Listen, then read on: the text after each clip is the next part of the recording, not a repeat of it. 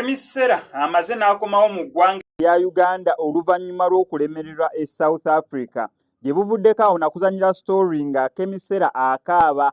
ng'agategeeza eggwanga nga omusajja gwe yali afunye we yali omufere era bw'ati n'atandika okubeera ebbanga ly'amala naye ng'amutulugunya n'amubbako buli kiki passport zizaziwambye ebintu ebimu kwegamba okutwaliza owamu omusajja yali mufere. Niya n'alaajanira bannayuganda era bw'atyo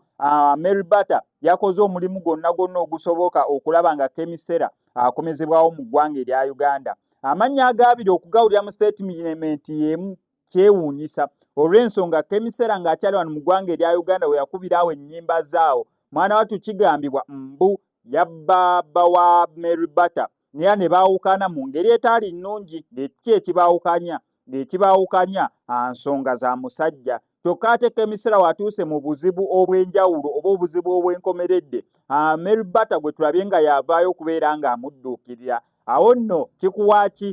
ekyokuyiga akategedde kubira mukama mu ngalo ez'amaanyi omuntu gwe wabbira omusajja ng'olaba otuuse teriyo agenda kugambako teriyo akugambayo saawa zino eno nga bantu bonna basobola okubeera nga bakudduukirira mu buzibu bw'olimu y'oyo gwe wabbira omusajja eyo tuvuddeyo kyemanyi akategedde okategedde.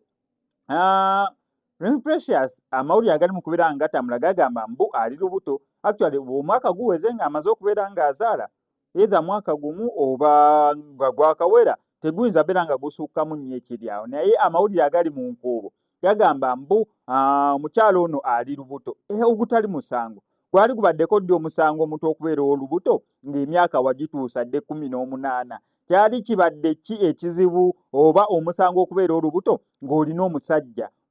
eyajja ewammwe n'akyala nga bamumanyi nnyo omusajja kwegamba nga kitegerekeddwa bunera oli Mrs. Bindeeba kati ate awo gwali gubadde ddi omusango siri sure kugana amawulire naye sofa ago ge gali mu kubeera nga gatambula ku Miss Bindeeba nze sigulabanga musango oyo abeera mwana wakumeka wakusatu yes wadde mbubba zaala amangu ataddewo alabe ng'azimba kaliya ye mu bintu ebirala wano ku SMX Media ndasigala nku updates gwe tulina okukola subscribing nga njja notification bell eyo ebisigadde obitulekere wano ku SMX Media sobola nnyo okulangira business yo ng'otukubirako obukubizi kw'ennamba y'essimu still ebisigadde n'obitulekera.